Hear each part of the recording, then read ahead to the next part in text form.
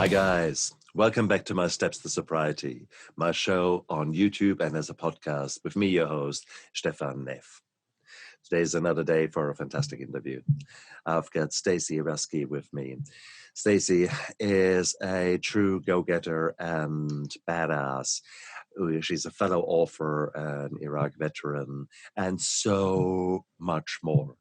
So it's a woman who has learned the importance of authenticity, basically being herself, and has learned to love that person, however, warts and all, basically. And that is what we are. We are beings. We are yin and yang. We have got scars. We shouldn't hide them. We should show them with pride, because if we have done it right, then these scars have led us to self-improvement and self-love. And that is what we're going to talk about here today. So Stacy, welcome to my show. Oh, thank you so much. It is such an honor to join you. I'm so excited for our chat today. Brilliant. And it's quite intriguing, Stacy. With many guests, it is very clear there is one angle, and I read that, I've got a hook in my mind, and okay, so we're going to go out there, we catch up this audience in the first sentence. With you, there are so many things we could talk about. Bloody hell. So it's hard. So, well, I guess we start with where many interviews start. Once upon a time. What did you want to be when you were 12 years old, when you were a little girl? Right? Isn't that funny? Start at the beginning. Exactly. Start at the beginning. So it's funny. A lot changed for me by 12. I think back to more of an innocent, more aligned and authentic time in my life before the age of 9, but especially around 6. And I was that funny one who was the balance between the artist and the astronaut. So I was the kid that, especially through puberty, instead of having the teen beat and the big bopper pictures, the pictures of all the stars and everything on my wall, it was the topographical map of the moon. And I loved having a telescope. I was such a science nerd as a kid. I just loved big, expansive things. I think everyone always knew I was an old soul, even as a child. Oh, beautiful. So how was school for you? With being such an old soul, sometimes you can run into trouble there because you don't really gel too much with the other teenagers, which we want to talk a mixture of makeup and boy bands. How did that go with you? Very true. Actually, I noticed early on I gravitated more towards hanging out with the boys just because I didn't resonate with a lot of the girls. I see that a lot, especially with the women that I work with and myself being an alpha woman. Historically, we've gravitated towards more male-dominated hobbies, interests, things like that. So, your science, technology, engineering, mathematics, your STEM stuff, in school, and doing really well, getting good grades. It was really, really easy. But at the same time, I really struggled because I moved around a lot. We moved a lot. Plus there's, home childhood trauma and stuff at home. So I learned to have absolutely no boundaries and a huge people pleaser. And so school was actually, socially, it was very difficult because I so desperately wanted people to because I was so empathic and so sensitive. I just wanted people to be happy and I wanted people to like me. And I was always helping others. And that backfired a lot. And I found with as much as I moved, I found an escape in just pretending to be someone else. So sometimes I was at a school in a house short enough that I could just kind of make up a version of myself and not always be honest. And so, it was kind of thinking now with authenticity being so important that there was a time where I was just a chronic liar, in the imagination and sort of the fantasy sense. Well, in all fairness, if you wanted to become a spy or go into military intelligence, that's probably quite a good start. Exactly. Yeah, well, exactly. So it depends on how you dress those things up. But it's sometimes so hard.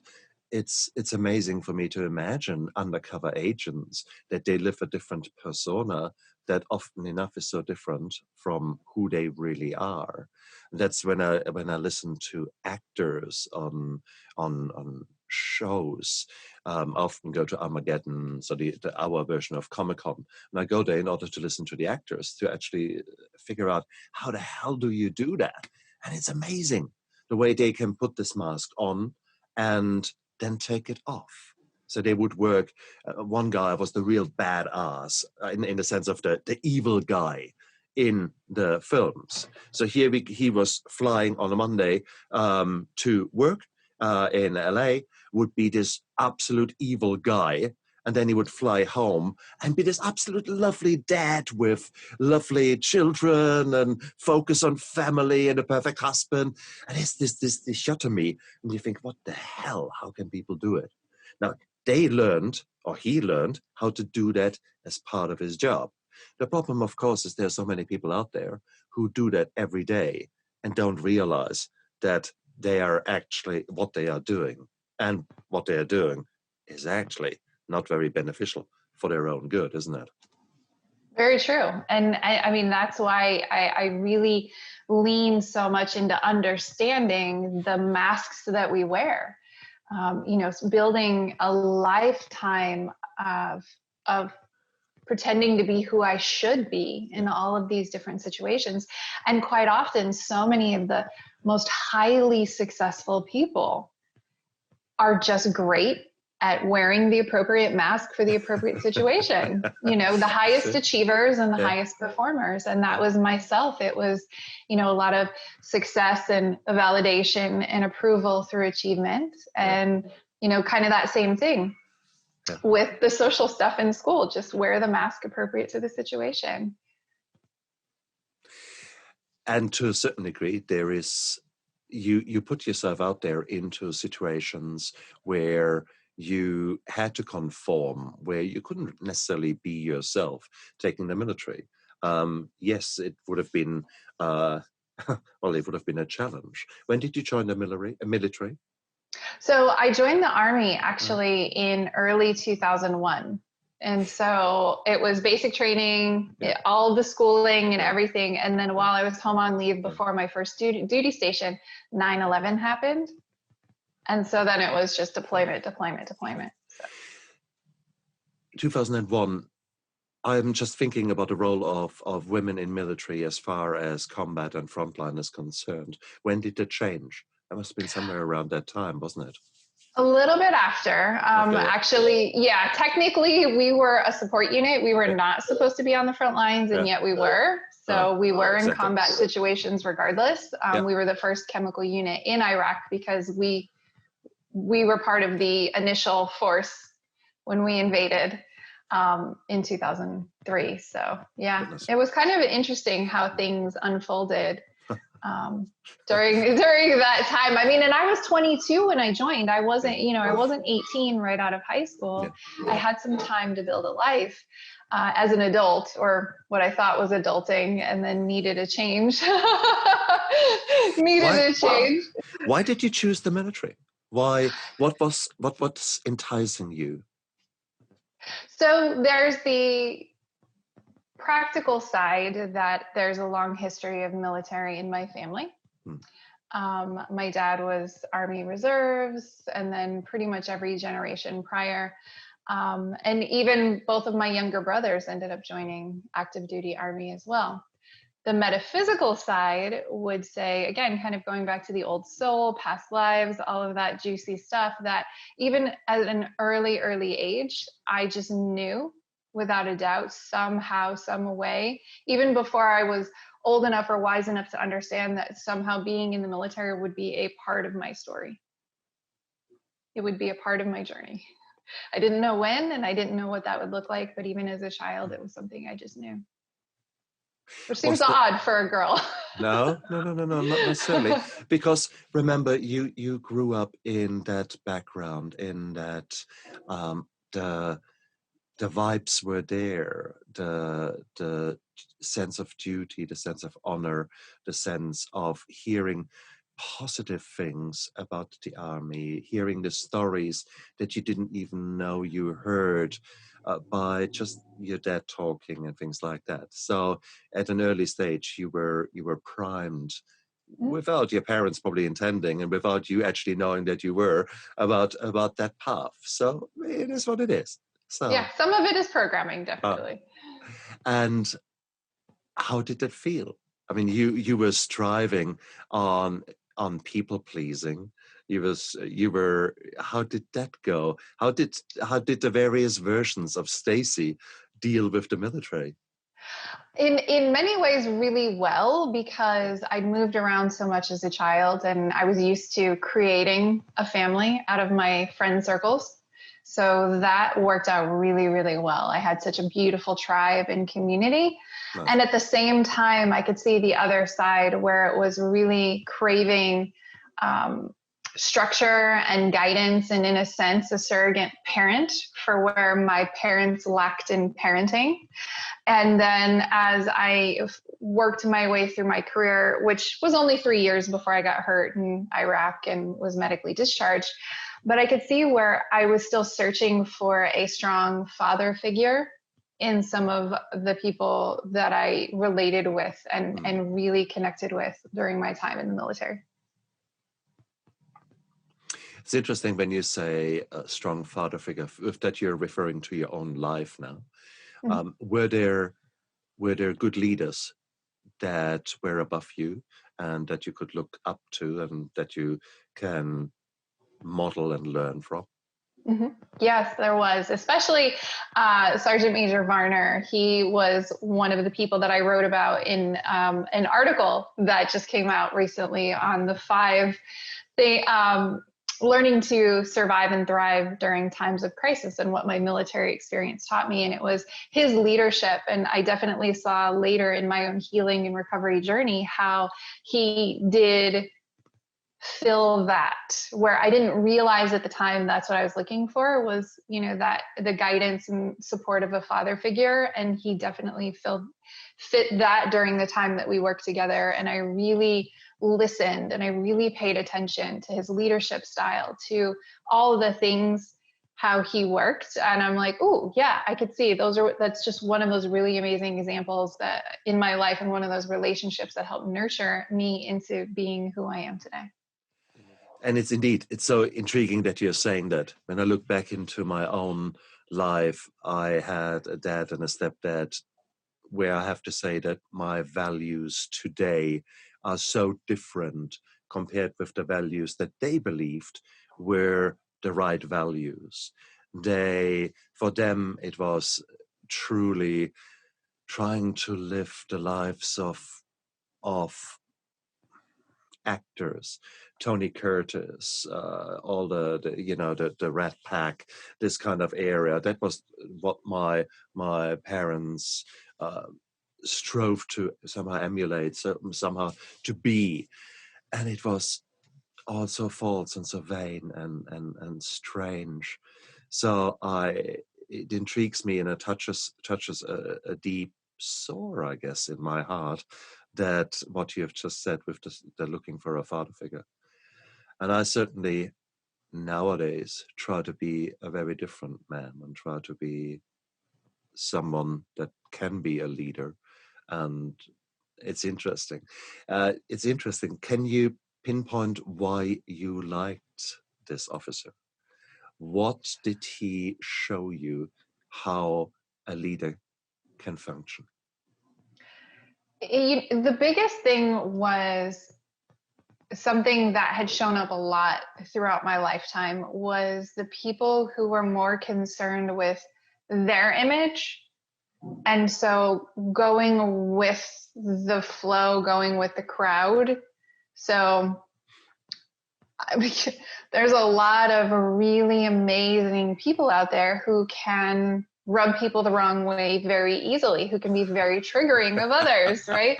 And that is a lot of alpha people who it's a natural type of confidence. And I will tell you, I mean, huge inner critic. I mean, my whole book's about the inner critic and my story recovering, conquering that or transforming my relationship with that.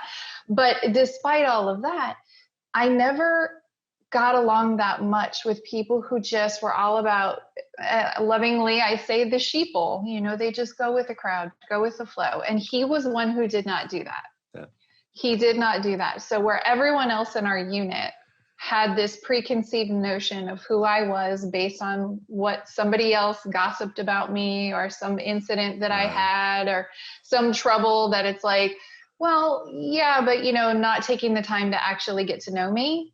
And they just want to put me on the outs and put me in a box and label me based on whatever fits because everyone else is doing the same thing. Excellent. Yeah. And he didn't do that. He came in and I was actually assigned to be the sergeant major's driver out of nobody else wanted me. I was moved up to operations. I don't even know why I was moved to operations, but then when you're in these positions, you're also pulling double duty. So you also have to drive for all of the leadership, and nobody else wanted me because of all of that story and all of the prejudgment. And that's what it is. It's the judgment that's not even theirs. And he didn't do that because he was also new to the unit, but that's just not who he is anyway. And he was all about getting to know me and just very nurturing and very understanding. And he just formed his opinion of everyone in his world based on his personal experience, not anybody else's opinion. And it was so amazing. And so that was where the switch flipped for me, even in my military career, where I was ostracized and, here I am, the black sheep socially, the black sheep everywhere I've ever been. Here I go and join the military. Oh, look, I'm the black sheep again, because I don't want to play by anybody else's social rules. They're bullshit. I hate it. I just have always rejected that.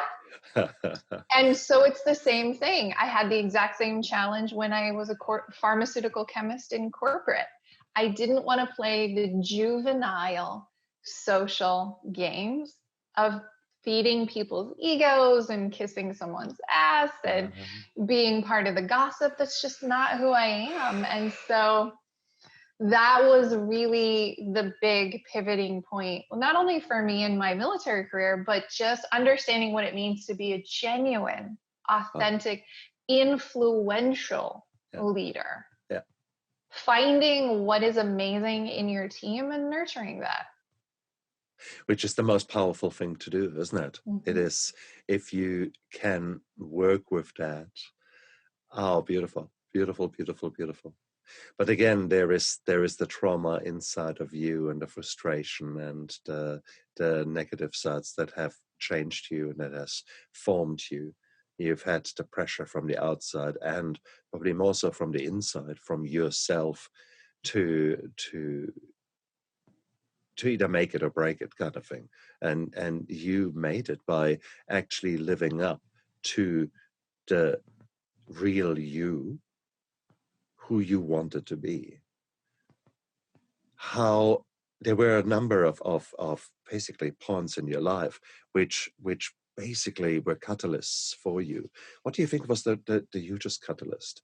What was the biggest insight for you to actually say, hang on, enough is enough. Let's let the real Stacy out to play, because she is actually cool. Yeah. And that was it. It was just over 5 years ago, right at the end of 2014, I had my quintessential rock bottom moment. I had been spending, at that point, probably that few months prior, especially, alcohol was the worst, but, I had really spent a lot of time just numbing out and really avoiding my emotions and avoiding my power and avoiding my truth, because I was wearing the mask. And over time of wearing the mask of who I should be, the burden gets heavy. Yeah. And at the same time, having undiagnosed post-traumatic stress and, just quite a few things, I didn't understand what I was working with. I think that's the thing. It's not that the diagnosis was somehow a specific label for anything, but it's just, oh, okay. Now this is not just depression. This is not just anxiety. This is not just addiction. This is, deeper, older stuff. So true. Sorry, let me go. We've jumped a little bit. I just realized, and I think it is important for me and for the viewers and listeners to go back a moment in time. We were with you being in Iraq. You had your medical discharge. You were injured. Are you happy to talk about the injury?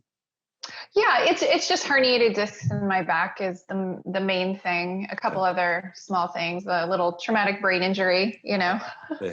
Well, just little. Yeah, just little. That's it. And the problem, of course, is these kind of things put quite a dampener into a life of a woman who has defined herself to be in a male dominated position or environment, shall I say. And that can pull pretty much the rug from underneath you. How did you deal with the injury? How did that go? Actually, rather well. I think in many ways it was kind of a blessing in disguise. It was just, I was at that place where I needed to make that decision. Do I commit to staying in the military? Do I start looking to transition out? Because it was right at just about a year ahead of my time to get out anyway. Right. And so it was like, let's just get out. My husband he had gotten out just before our unit left to go. So it just made sense to get out, and just the sort of navigating my health then, I was a lot more like I am now, very positive and upbeat, and it's fine. And, just do what I need to do the physical therapy. It's good. Healed up well. It wasn't until I started doing more of the shoulds and adding to the mask that the effects of the trauma really started to catch up.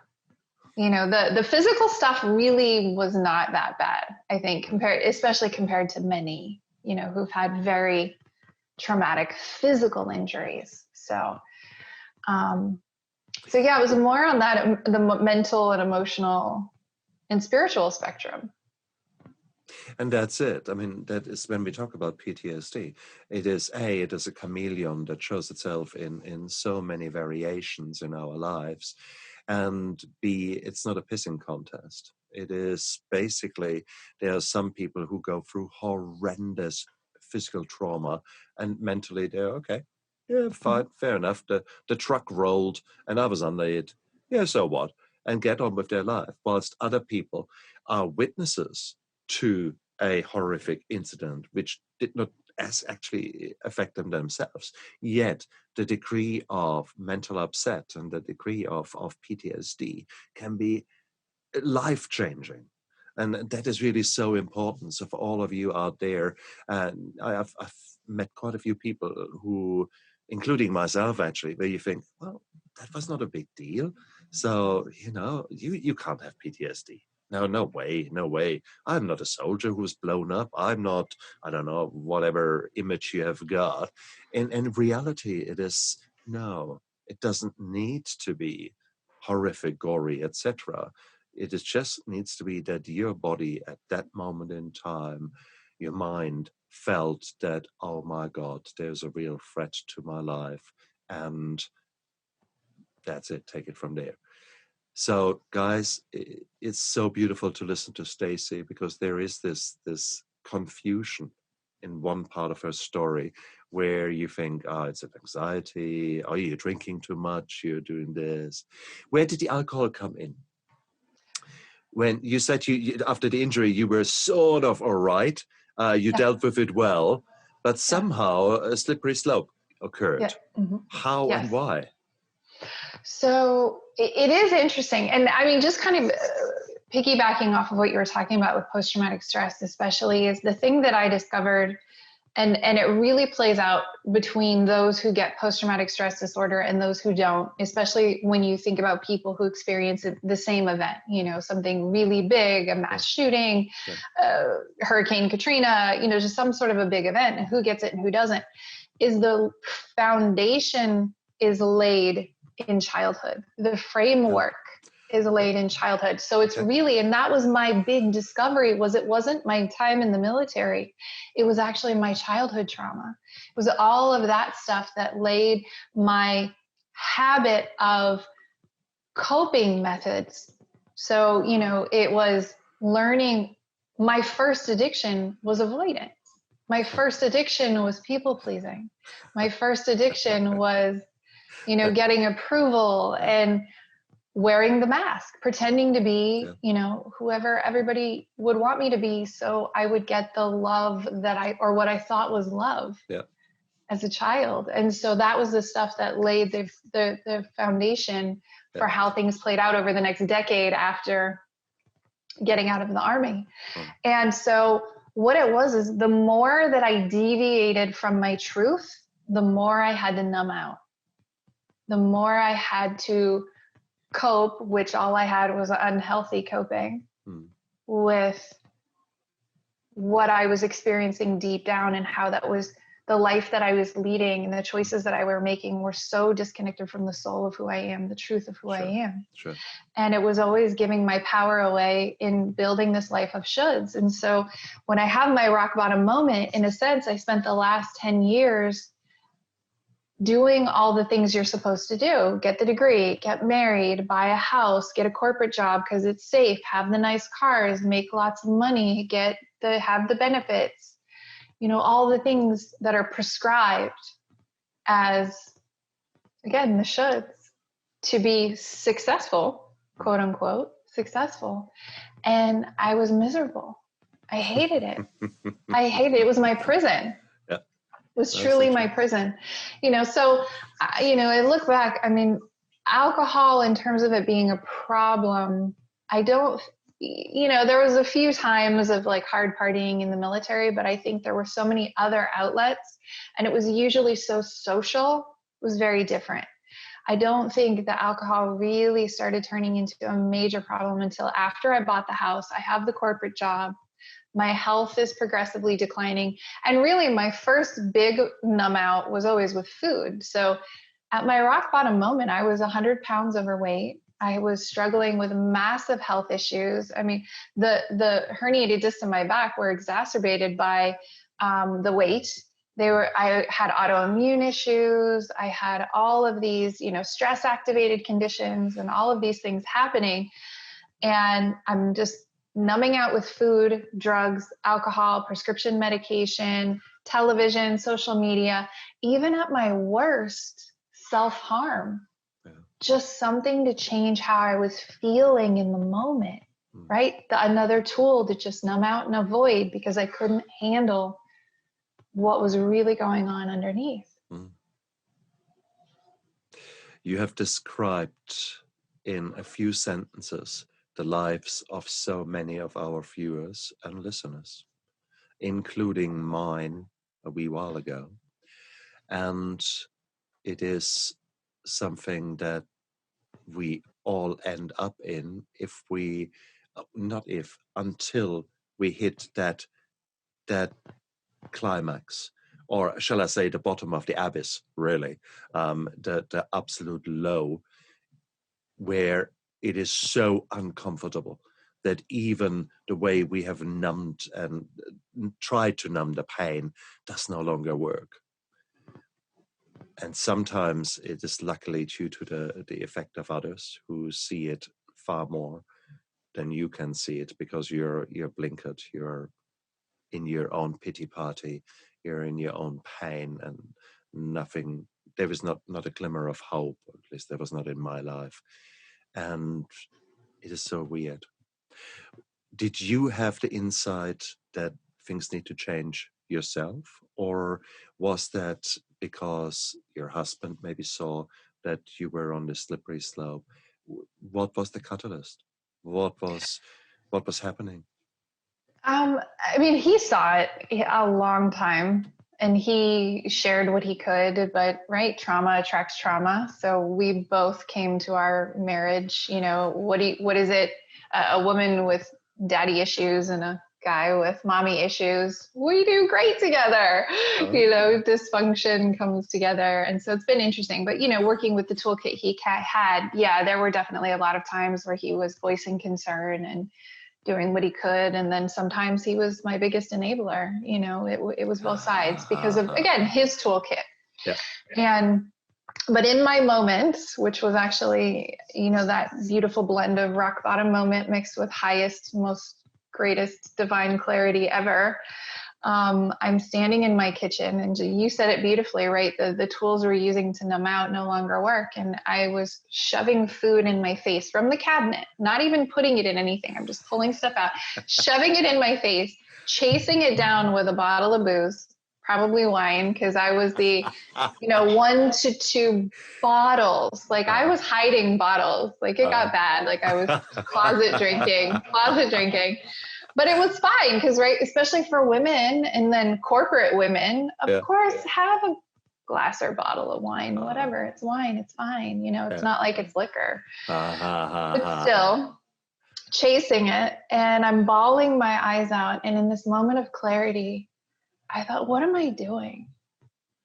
And I'm like, oh, I'm trying to make myself look as ugly as I feel inside.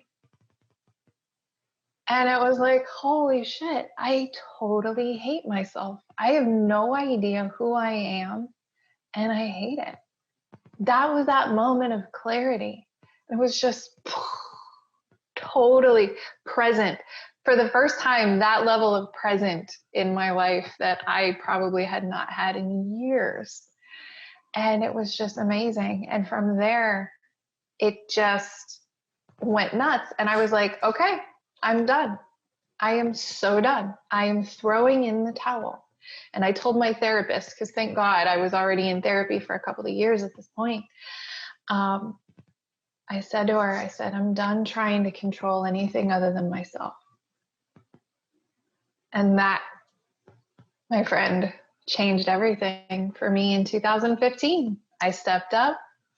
I did a massive detox, just like a physical cleanse, like a lot of juicing, like healthy eating, focused on myself. I resigned from corporate. I mean, I was done because I went from health in shambles, marriage falling apart, lost my career because of my health. And now 2015, over the course of that year, 180'd everything in a year. And then started a business. Because I was like, wait, I can help people do this. This is naturally what I do anyway. Everybody comes to me with their problems. Oh, how cool is that? How cool is that? But it takes the rock bottom. It's again, you are part of a band of brothers and sisters who have found the gutter, but you ended up lying on your back looking at the stars, in the words of George Eliot. I think it is beautiful to see your resolve now, because you've changed your life. How did your marriage go after that? Because here you were enabling each other, so there was this codependency amongst the two of you, and suddenly hardcore, yes. And suddenly you are getting your shit together, and your husband says, "What's happening now?" How did that go? It was tough. We are still together today, and it's getting better every day, and we're better now than we've been in a really long time. But it's hard, and I talk about this a lot, especially around boundaries, because all the people that I work with, all the women that come to me, are really struggling on the boundaries front, and I leaned into it for myself. I am my first client, right? I lead by example. Good. And boundaries was a big thing. So when I went into it to begin with, I did not have a mentor or a coach. I had my therapist, but it's not the same. And so I really didn't have anyone guiding me in the process of creating healthy boundaries in a healthy way. It was still very much the high achiever, all or nothing mindset. So when I threw in the towel to focus on me, it was all on me. And so it was really, really hard. And it was hard as well when you do have these codependency cycles of enabling each other. And so, yeah, it was really, really tough for quite a few years. You know, it was probably the first year. 2015 was the tough year. 2016 got better. By the end of 2016, I noticed where some of the work that I was doing was starting to rub off on him, and he was starting to be better. Isn't it? Because codependency, you're leaning on each other. And suddenly one person says, actually, here's my boundary. I'll look after myself now. And this other person has the two choices. Or so that's an interesting one. And it's an interesting one because you're saying this journey for your husband as well, because it is a journey. It's not just one insight. Oh, great, we change, boom. And it doesn't work like that. No. Nope. Oh, no. And it's there's a lot of soul searching there. And there are a lot of moments where you think, oh my goodness. But what an exciting journey that is. So guys, if you are just on this cusp, if you are listening to that because you're ready to make a change, just be aware that a lot of things will change. And amongst them, relationships, they often go through a bit of a nadir, through a bit of a, oh, not so good, because everything is changing. It is this butterfly effect. You make the decision, okay, I look after myself and I draw the boundary here. And then suddenly things need to change around you because lives are different now. So it is cool. Just be aware of it, guys. It is what we say in recovery from alcohol. The only thing that changes in recovery is everything. And that's so true. That's so true. When you stop drinking, when you start loving yourself, when you start seeing what hurts you or what has hurt you in the past, deal with it, and you move on, and you focus now on establishing the new you. You start having those dreams that you turn into goals, that you turn into visions and missions and passions.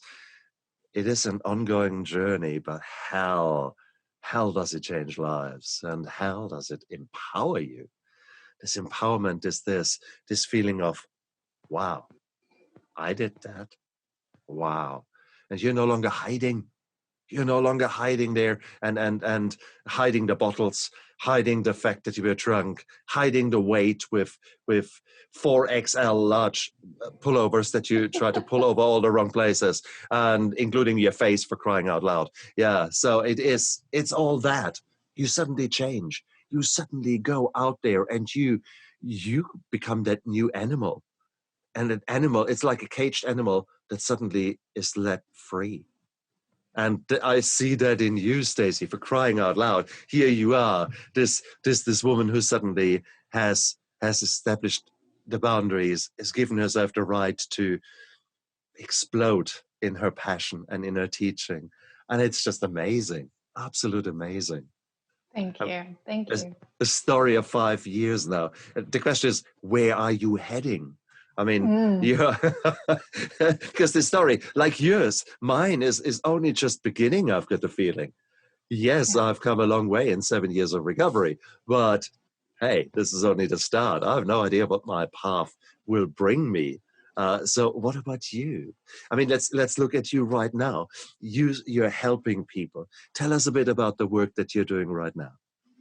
Well, now I am specifically working with, really highly performing, ambitious women founders and CEOs, and that are just like me, basically me a year or two ago, that are, of course, they've been called intimidating. And then I'm helping them step into their authentic and influential divine feminine alpha energy, because we're great at being in that masculine energy, but we've got to balance it out with some feminine, the beautiful, the flow and the ease and the authenticity and the vulnerability and the visibility to create the impact that they're called to make. And so I say the same thing. It's like unleashing their power, because, there's still some places they're disempowering themselves. They're still wearing the mask a little bit, even though they're super highly successful, the way they got there is not how they're going to go to that next level.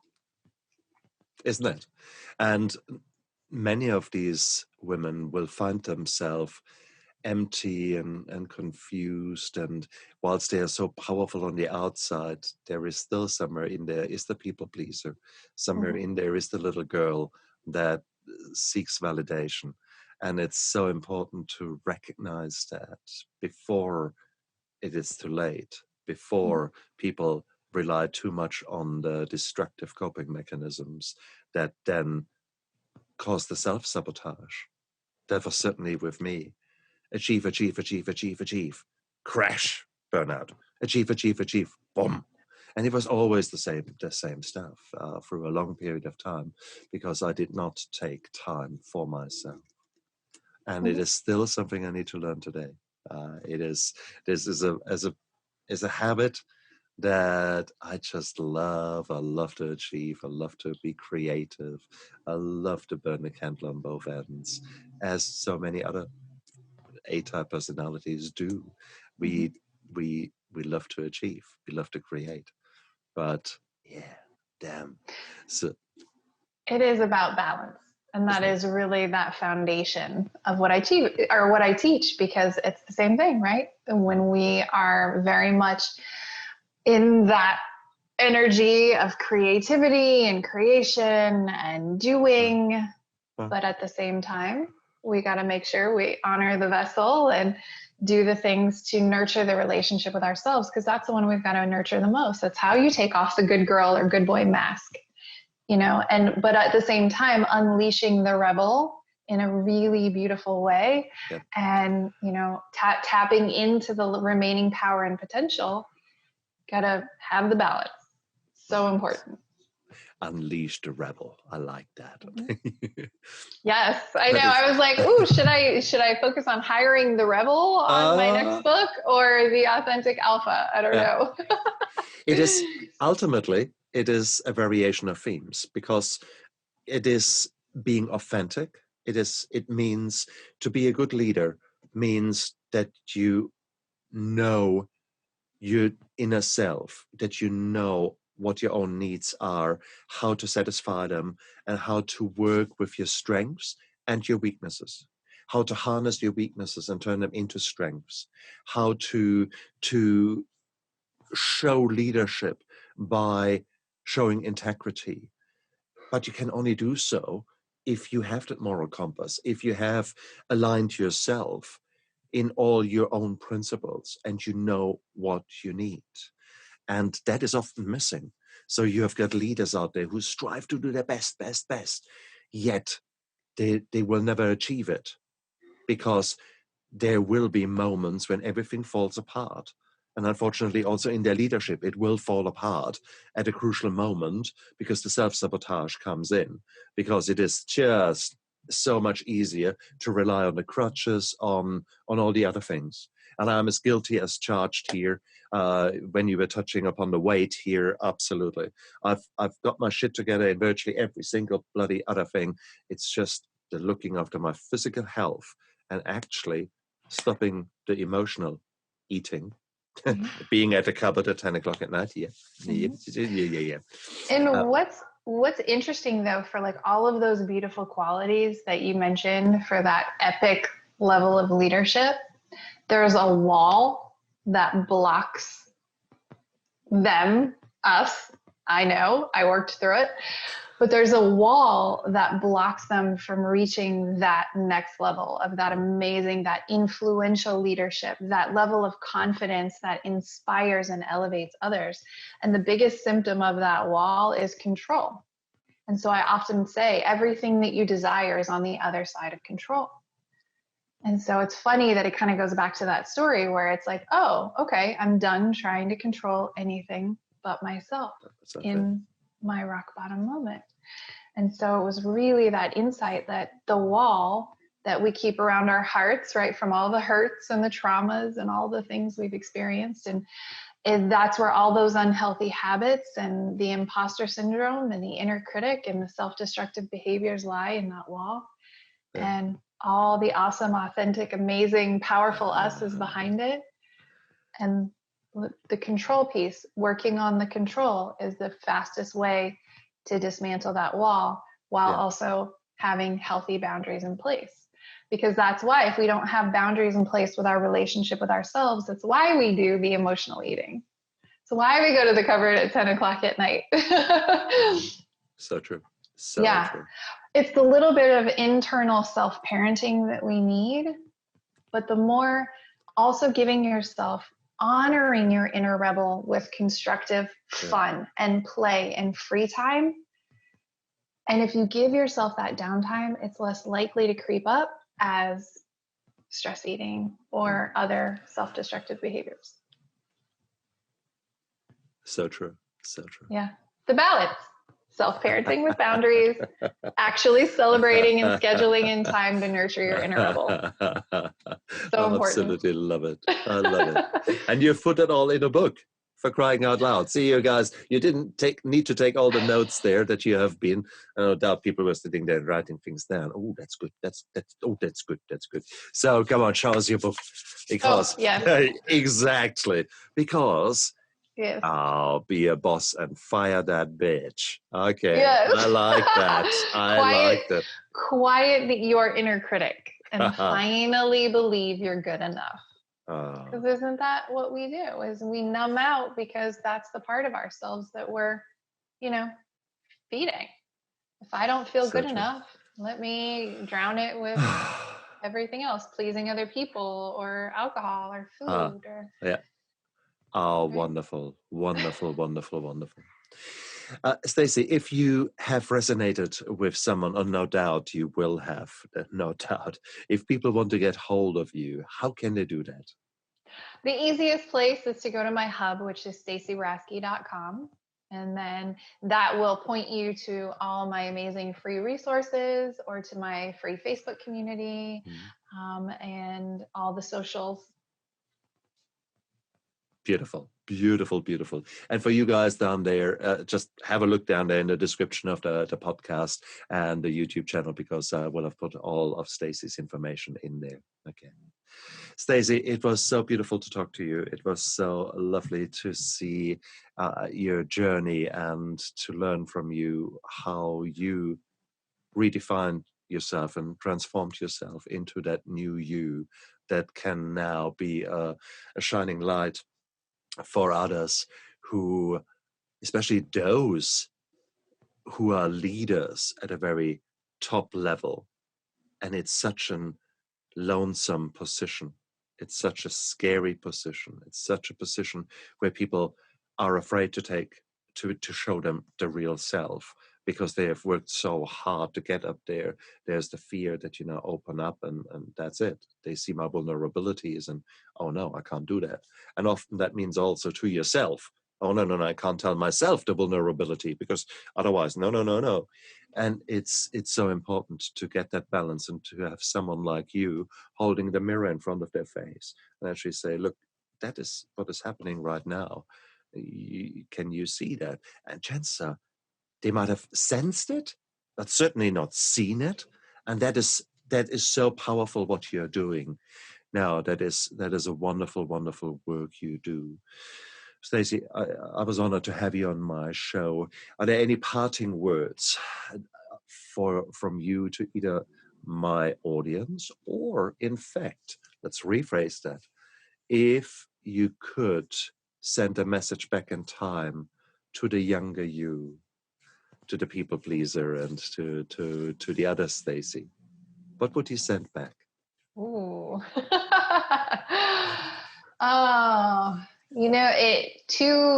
Two key things. No one gets in your way but you. Nothing, absolutely nothing ever stops you but you. Nobody else can do that. Nice. And you don't have to make it so hard. It's a choice. It's a choice. Okay.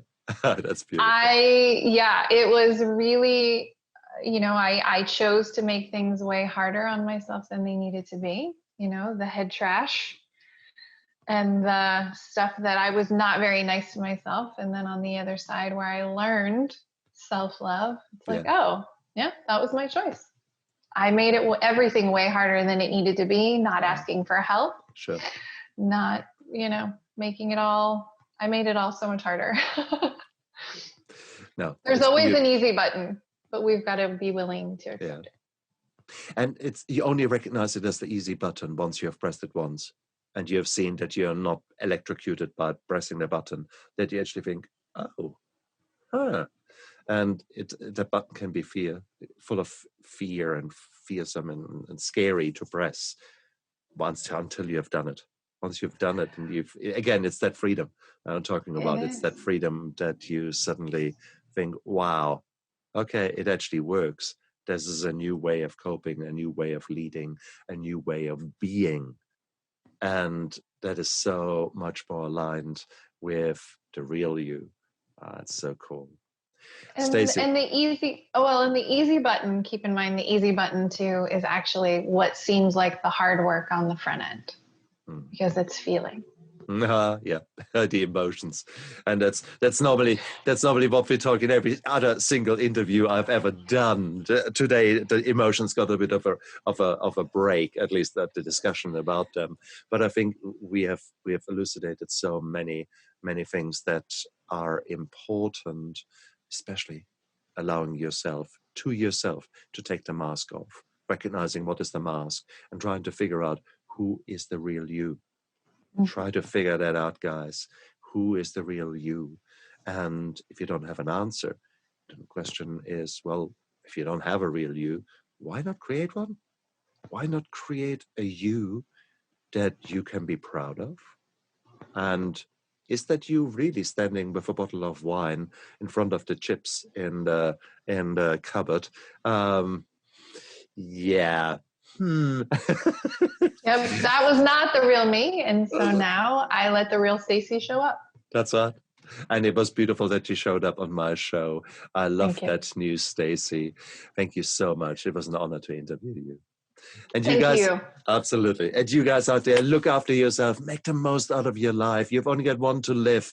Go out there, grab the bull by its horns, and make a choice. When you've stopped listening to that, what will you do right now to make your life a little bit better? Just one choice. Nothing big. It is one thing I want you to do right now to actually think, look after yourself, okay? Bye.